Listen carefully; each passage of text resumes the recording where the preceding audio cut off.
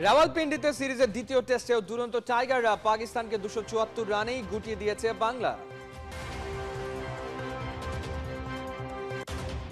সবুজ উইকেটে পেসারদের ছাপিয়ে স্পটলাইট কাড়লেন মেহেদী মিরাজ, দুর্দান্ত লাইন লেন্থ আর ভেরিয়েশনে ওর রাজ। নৌকা না, মাঠ হবে ওভাল আকৃতিতে, বিসিবি সভাপতি জানালেন পূর্বাচল স্টেডিয়াম পরিদর্শন শেষে। কাজী সালাউদ্দিনের পদত্যাগের দাবিতে মানববন্ধন করেছেন সংগঠকরা, 24 ঘন্টার আলটিমেটাম দিয়েছেন তারা।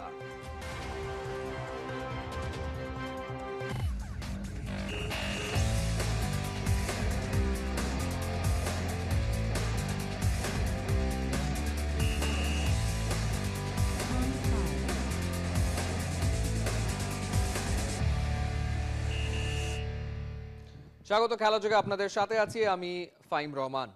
বৃষ্টিতে ভেসে গিয়েছিল দ্বিতীয় টেস্টের প্রথম দিন। রাওয়ালপিন্ডিতে দ্বিতীয় দিনে ব্যাটে বলে তুমুল প্রতিদ্বন্দ্বিতা, সুবিধাজনক অবস্থানে বাংলাদেশ। 274 রানেই শেষ পাকিস্তানের প্রথম ইনিংস।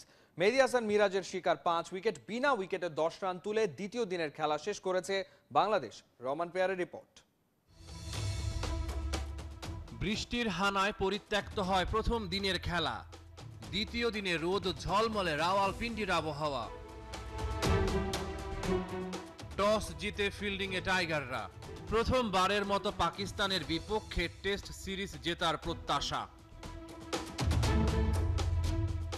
কুঁচকির চোটে একাদশ থেকে ছিটকে গেলেন শরীফুল ইসলাম, তার জায়গায় খেলছেন তাসকিন আহমেদ। বাংলাদেশের শুরুটা হলো দুরন্ত। প্রথম ওভারেই তাসকিন আব্দুল্লাহ শফিককে ফেরালো। 54 বলে শান মাসুদের 50। সাইম আইয়ুবকে নিয়ে প্রতিরোধ গড়েন তিনি। প্রথম সেশনে বাংলাদেশ পায়নি আর কোনো সাফল্য। 1 উইকেটে 99, লাঞ্চ পর্যন্ত পাকিস্তানের সংগ্রহ। লাঞ্চের পরই মেহেদী হাসান মিরাজের আঘাত, পাকিস্তানের কাপ্তান শান মাসুদ কুপকাত। মিরাজের বলেই সাইম আইয়ুব কাটা। 122 রানে তৃতীয় উইকেট হারায় স্বাগতিকেরা। মিরাজ বোলিংয়ে দুটি ছড়ালেও ফিল্ডিংয়ে করেছেন হতাশ। স্লিপে ছেড়ে দিলেন সাউদ শাকিলের সহজ ক্যাচ। তবে জীবন পাওয়া শাকিলকে টিকে থাকতে দেননি তাসকিন আহমেদ। 151 রানে পড়ল পাকিস্তানের চতুর্থ উইকেট। ফিল্ডিং করতে গিয়ে মুশফিকুর রহিম ব্যথা পেয়েছেন ডান কাঁধে। ফিজিও প্রাথমিক চিকিৎসা দেওয়ার পর মাঠের বাইরে নিয়ে যান তাকে। সাকিব আল হাসানের দুর্দান্ত ডেলিভারি, বাবর আজমের ইনিংসের ইতি। আর্ম বলে সাকিবের বাজিমাত, বাবরের ব্যাটকে ফাঁকি দিয়ে বল প্যাডে হেনেছে আঘাত। দ্বিতীয় সেশনে বাংলাদেশ আপার হ্যান্ডে 30 ওভারে 84 রান দিয়ে 4 উইকেট তুলে নিয়েছে। রিজওয়ানের উইকেট শিকার করেন নাহিদ রানা। 29 রান করে পাকিস্তানি তারকার ফেরা। শেষ বিকেলে ভয়ঙ্কর হয়ে ওঠেন মিরাজ। দ্বিতীয় টেস্টে ওর রাজ। খুররাম শাহজাদ আর মোহাম্মদ আলী, 2 জনকেই ফেরান তিনি। শেষ পর্যন্ত 274 রানে গুটিয়ে যায় পাকিস্তান। 61 রান খরচায় 5 উইকেট নেন মিরাজ। মাত্র 2 ওভার ব্যাটিংয়ের সুযোগ পেয়েছে বাংলাদেশ। অবিচ্ছিন্ন থেকেছেন সাদমান ও জাকির। দ্বিতীয় দিন শেষে 264 রানে পিছিয়ে টাইগাররা। হাতে আছে পুরো 10 উইকেট। রহমান পেয়ার, 71। রাওয়ালপিন্ডির সবুজ উইকেটে পেসারদের ছাপিয়ে সব স্পটলাইট কাড়লেন মেহেদী হাসান মিরাজ। দুর্দান্ত লাইন লেংথ আর ভেরিয়েশন দেখিয়ে তুলে নিলেন 5 উইকেট। রেকর্ড ভাঙলেন, গড়লেন। গোটা দিনে তার বোলিং মন্ত্রমুগ্ধ হয়ে দেখেছে সবাই। মিরাজের কীর্তির খবর জানাচ্ছেন সাইফুল রূপক। মিরাজ, কালকে 5টা হবে না? ইনশাআল্লাহ। নিউজিল্যান্ডের বিপক্ষে টেস্ট গেল বছরের ডিসেম্বরের মুহূর্ত। শেষ 9 মাসে বেশ কবার ইনিংসে 3 আর 4 উইকেট নিলেও ফাইফারের দেখা মিলছিল না। অবশেষে সেই মাইলস্টোনে অফ স্পিনার। রাওয়ালপিন্ডির দ্বিতীয় টেস্টের প্রথম ইনিংসেই ম্যাজিক্যাল মিরাজ। নিজেই অনার্স বোর্ডে লিখলেন অর্জুনের আদ্যপান্ত। পাকিস্তানের মাটিতে ইনিংসে দুবার 5 উইকেট নিয়েছিলেন মোহাম্মদ রফিক।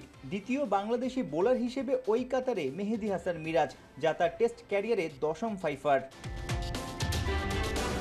পাকিস্তানের মাটিতে ম্যাচের প্রথম ইনিংসে 5 উইকেট নিয়ে 24 বছর পুরনো কীর্তিতে নাম লেখালেন মিরাজ। সবশেষ 2000 সালে ফয়সালাবাদ টেস্টে বিদেশি স্পিনার হিসেবে 5 উইকেট নিয়েছিলেন ইংল্যান্ডের অ্যাশলি জাইলস। টানা কয়েকদিনের বৃষ্টি সবুজ উইকেটে দ্বিতীয় দিনে গড়ালো ম্যাচের প্রথম বল। অথচ অমন পিচেও দিন জুড়ে বেশ কার্যকরী ছিলেন বাংলার অফ স্পিনার। বিশেষ করে লাঞ্চের পর যেন মিরাজের ভ্যারিয়েশনে চোখে সর্ষে ফুল দেখছিলেন পাকিস্তানের ব্যাটাররা। 100 রানের জুটি গড়া সাইম আইয়ুব আর শান মাসুদ দুইজনকে ফিরিয়ে দলকে ড্রাইভিং সিটে নিয়ে যান এই ফাইটিং ক্রিকেটার। স্বাভাবিকভাবে টেস্টে প্রথম ইনিংসের পিচে স্পিনাররা তেমন ফায়দা পান না। টার্ন কম পেলেও ফ্লাইট, লুপ, আর্মবল মিলিয়ে অসাধারণ ভ্যারিয়েশন আর ধৈর্য দেখিয়ে সবার বাহবা কুড়াচ্ছেন মিরাজ। গোড়ার দিকে জোড়া আঘাত, এরপর লেজের 3 ব্যাটারকে দেখিয়েছেন প্যাভিলিয়নের পথ। প্রায় 2 বছর পর টেস্টে ইনিংসে 5 উইকেটের দেখা পেলেন মিরাজ। সবশেষ এই কীর্তি গড়েন ভারতের বিপক্ষে মিরপুর টেস্টে। বল ঘুরিয়ে লেটার মার্কস। পাকিস্তানের মাটিতে প্রথমবার টেস্ট সিরিজ জিততে এবার ব্যাট হাতেও জ্বলে উঠতে হবে মিরাজদের। প্রথম টেস্টে গুরুত্বপূর্ণ 77 রানের ইনিংস ছিল এই বোলিং অলরাউন্ডারের উইলোতে। সাইফুল রূপক, 71। নৌকানা মাঠ হবে ওভাল আকৃতিতে। পূর্বাচল স্টেডিয়াম পরিদর্শন শেষে বিসিবি সভাপতি ফারুক আহমেদ জানিয়েছেন, আপাতত সেখানে 2টা মাঠ তৈরি করাই বিসিবির প্রথম এবং প্রধান টার্গেট। বছর খানেক পর শুরু হতে পারে মূল ক্রিকেট কমপ্লেক্স বা পূর্ণাঙ্গ স্টেডিয়ামের কাজ। নাইয়ান বিন জসিমের রিপোর্ট। তো নৌকা বা স্কোয়ার শেপ দরকার নাই, বা মাঠ করতে তো ওভাল হয়, ওভাল দরকার।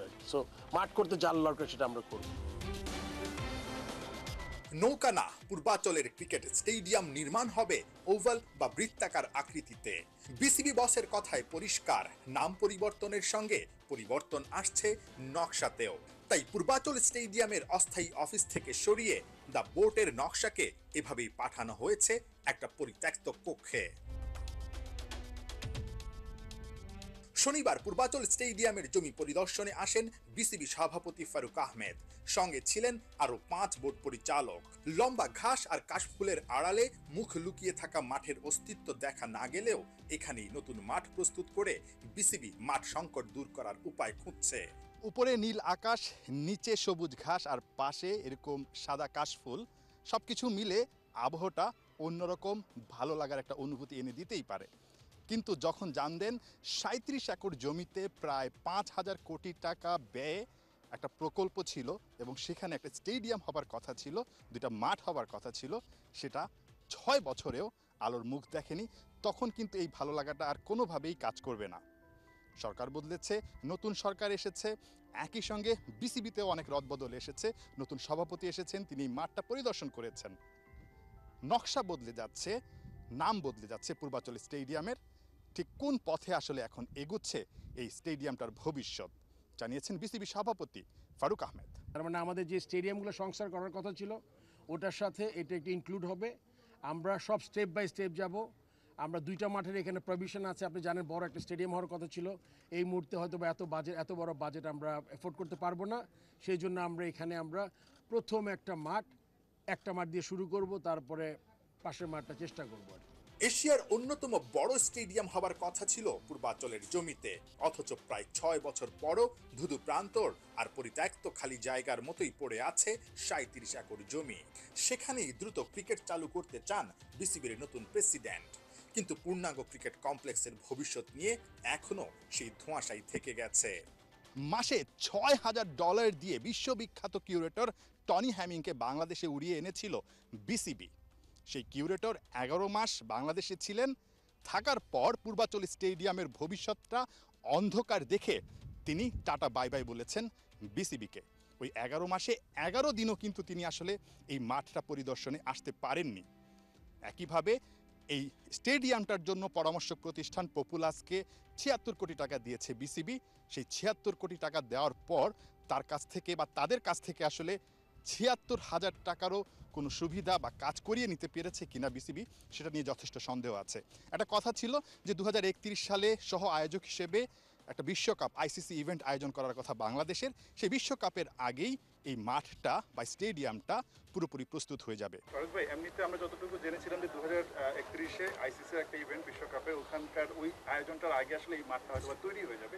এই ধরনের কোনো টার্গেট রেখে কি এখন আগানো হবে কিনা, বা আমরা পূর্ণাঙ্গ স্টেডিয়ামটা আসলে কবে নাগাদ দেখতে পাবো? ইটস টু ফার, এখনো 2031। প্লাস আপনি জানেন যে আমাদের মাঝখানে নেক্সট ইলেকশনের আগে বোর্ডের আর বোধহয় 1 বছর সময় আছে। তো আমাদের মনে করেন যখন পূর্ণাঙ্গ কমিটি যারা আরেকটু লম্বা সময়ের জন্য আসবে তাদের জন্য কাজটা করা একটা টার্গেট করে কাজটা করা তাদের জন্য সুবিধা হবে। নিজস্ব জায়গাতে আর কিছু থাকুক না থাকুক, মাঠ যদি থাকতো, মাঠে যদি খেলা চলতো, আমরা মাঠে ক্রাইসিসে ভুগি কিন্তু সবসময় কিন্তু আমাদের অনেক প্রোগ্রাম হয় না, দেরি হয়ে যায় বা সংকুচিত করতে হয় মাঠের ক্রাইসিসের জন্য।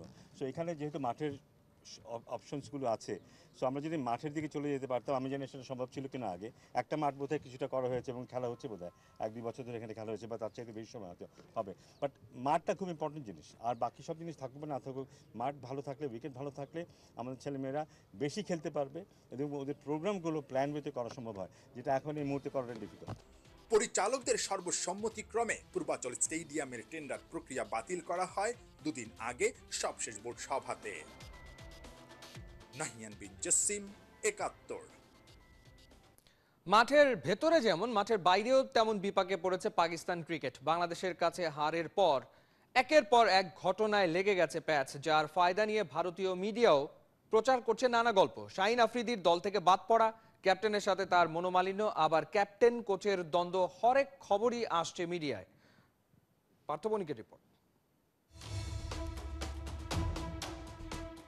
পাকিস্তান টিমে হচ্ছেটা কি? শাহিন আফ্রিদি কাঁধ থেকে ক্যাপ্টেনের হাত সরিয়ে দিচ্ছেন।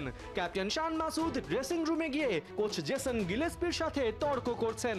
এসব ঘটনায় আবার সাবেক পাক ক্রিকেটাররা সোশ্যাল মিডিয়ায় ঝড় তুলছেন।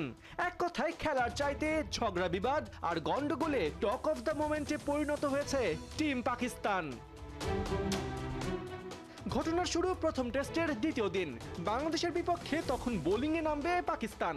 টিম হাডেলে সতীর্থদের দিক নির্দেশনা দিচ্ছিলেন ক্যাপ্টেন শান মাসুদ। তবে কনভারসেশনের এক পর্যায়ে কাঁধ থেকে শান মাসুদের হাত সরিয়ে দেন শাহিন আফ্রিদি, যার প্রেক্ষিতে ওই মুহূর্তে শান মাসুদও বেশ বিব্রত হয়ে পড়েন। ওই সময় ঘটনা বেশি দূর না গড়ালেও দ্বিতীয় টেস্টে শাহিন আফ্রিদি বাদ পড়লে শুরু হয় কানা ঘুষা। তবে কি কোচের কাছে অভিযোগ দিয়ে শাহিন আফ্রিদিকে দল থেকে বার করেছেন ক্যাপ্টেন শান মাসুদ? ভারতীয় গণমাধ্যম রিপাবলিক ওয়ার্ল্ড বিষয়টিকে তুলে ধরেছে পাকিস্তান ক্রিকেটের কালো দিন হিসেবে। তবে হেডলাইনের মতো আরো বেশি রসালো ছিল তাদের ভেতরের খবর।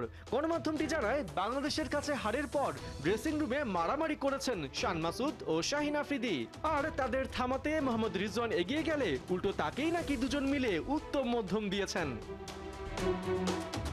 অবশ্য ক্রিকেট বিষয়ক ম্যাগাজিন উইজডেন বলছে, ভারতীয় মিডিয়ার এই সংবাদ পুরোটাই হাস্যকর, সাথে ভুল তো বটেই। মূলত মুফাদ্দলা বোহরা নামে এক এক্স ব্যবহারকারীর প্যারোডি পোস্টকে সংবাদ হিসেবে চালিয়ে দিয়েছে রিপাবলিক।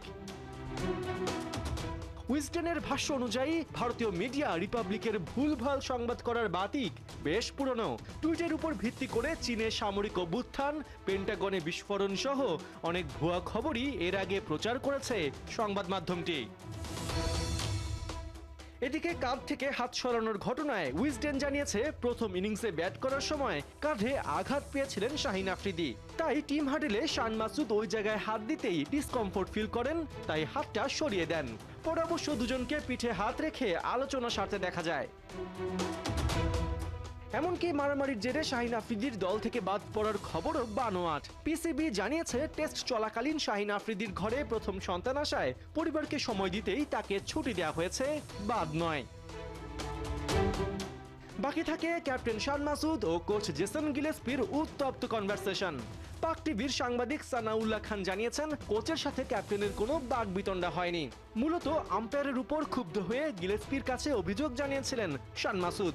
লিটন দাসের ছক্কায় নতুন বল হারালেও আম্পায়ার স্যাংশন করেন পুরনো বল, যা পরবর্তীতে ড্রেসিং রুমে গিয়ে গিলেস্পিকে জানান পাক ক্যাপ্টেন। এদিকে নানা আজব ইস্যুতে গুজব ছড়ানো পাকিস্তান ক্রিকেটে নতুন কিছু না। এসব বন্ধ করতে ব্যর্থ হওয়ায় রেগুলার বেসিসে পিসিবি সভাপতিকে তুলোধুনো করছেন সাবেক ক্রিকেটাররা। তারপরেও এসব বন্ধ হবার কোনো লক্ষণ আপাতত পাক ক্রিকেটে নেই। পার্থ বণিক, ৭১। সভাপতি কাজী সালাউদ্দিনের পদত্যাগের দাবিতে বাফুফে ভবনের সামনে মানববন্ধন করেছেন সাবেক ফুটবলার, সংগঠক ও ফুটবল সমর্থকরা। সেখানে কাজী সালাউদ্দিনকে ২৪ ঘন্টার মধ্যে পদত্যাগের আলটিমেটাম এবং পদত্যাগ না করলে ক্রীড়াঙ্গনে অবাঞ্ছিত করার ঘোষণা দেওয়া হয়েছে। বিস্তারিত অর্ণবাপী রিপোর্টে। বারে বারে ধান খেয়ে যাওয়া ঘুঘু এবার ধরা পড়ার পথে। সাধুর গলায় এবার ঝুলতে যাচ্ছে শাস্তির কাটার মালা। বছরের পর বছর বাফুফের সভাপতির চেয়ার দখল করে থাকা কাজী সালাউদ্দিনের পদত্যাগের দাবিতে এই মানববন্ধন। সালাউদ্দিনরা বহুদিন ধরেই দেশের ফুটবল নিয়ে খেলছেন। ফুটবলের মান উন্নয়নের বদলে রীতিমতো করেছেন ক্ষমতার অপব্যবহার। আপন স্বার্থ যতটা তারা বোঝেন, ফুটবলের স্বার্থ রক্ষায় তাদের ছিল না কোনো মনোযোগ। সেটাই তুলে ধরেছেন সাবেক ফুটবলার, সংগঠক ও ফুটবল সমর্থকরা। অন্যায় এবং অবৈধভাবে সিট দখল করে বসে আছে। আমি মনে করি এই ফেসিবাদদেরকে অচিরেই বাফুফ থেকে নামিয়ে দেওয়া উচিত। ২০০৩ সালে বাংলাদেশ সাব ফুটবল চ্যাম্পিয়ন হয়েছিল। এরপরে বাংলাদেশ কাজী সালাউদ্দিনের নেতৃত্বে আমাদের বাংলাদেশে কোনো পদক আসে নাই। সারা বাংলাদেশে ঘন জাগালো সৃষ্টি হয়েছে, সেই সৃষ্টির জন্য তারা অব্যাহত থাকে। সালাউদ্দিন সাহেবের স্বৈরাচারী আচরণের ফলে আমাদের ফুটবলটা কিন্তু একরকম বোতলবন্দি হয়ে গিয়েছিল। সাবেক এই ফুটবল তারকা ফেডারেশনের পদও আগলে রেখেছেন ডিমপাড়া সোনার হাঁস হিসেবেই। অনিয়ম দুর্নীতি করে দেশের ফুটবলকে ছোট করেছেন বিশ্ব দরবারে। মাঠের ফুটবল গিয়ে ঠেকেছে তলানিতে। ২৪ ঘন্টার মধ্যে কাজী সালাউদ্দিনকে ফুটবল ফেডারেশনের সভাপতি হিসেবে পদত্যাগ করতে হবে। তিনি যদি পদত্যাগ না করেন, ক্রীড়াঙ্গনে সালাউদ্দিনকে অবাঞ্ছিত ঘোষণা করা হবে। আমরা ফিফার কাছে আমাদের নিয়ম মাফিক আমাদের যেভাবে করণীয় দরকার আমরা সেভাবেই করব। বাট আগে আমাদের বাংলাদেশের ক্রীড়াঙ্গনকে বাঁচাতে হবে। ফুটবলের কি হবে সেটা আমরা ভবিষ্যতে নিয়ে আমরা কাজ করতে পারবো, কিন্তু আমরা ক্রীড়াঙ্গনকে বাঁচানোর জন্য কাজী সালাউদ্দিনের মতো একজন দুর্নীতিবাজকে অবশ্যই পদত্যাগ করতে হবে। ২০০৩ সালে বাংলাদেশকে সাফের শিরোপা জেতানো গোলকিপার ও জাতীয় দলের সাবেক অধিনায়ক আমিনুল হক স্বৈরাচারী আওয়ামী লীগের শাসন আমলে রাজনৈতিক কারণে যেমন নির্যাতনের শিকার হয়েছেন, তেমনি সালাউদ্দিনরাও ফুটবলের সব কর্মকাণ্ড থেকে দূরে রেখেছিলেন তাকে। অর্ণব বাপি, ৭১। চলছে খেলাযোগ সরাসরি সংবাদ এবং অনুষ্ঠান দেখতে চোখ রাখুন ৭১-এর ফেসবুক পেজে এবং সাবস্ক্রাইব করুন ৭১-এর ইউটিউব চ্যানেল। ৭১-এর সাথেই থাকুন।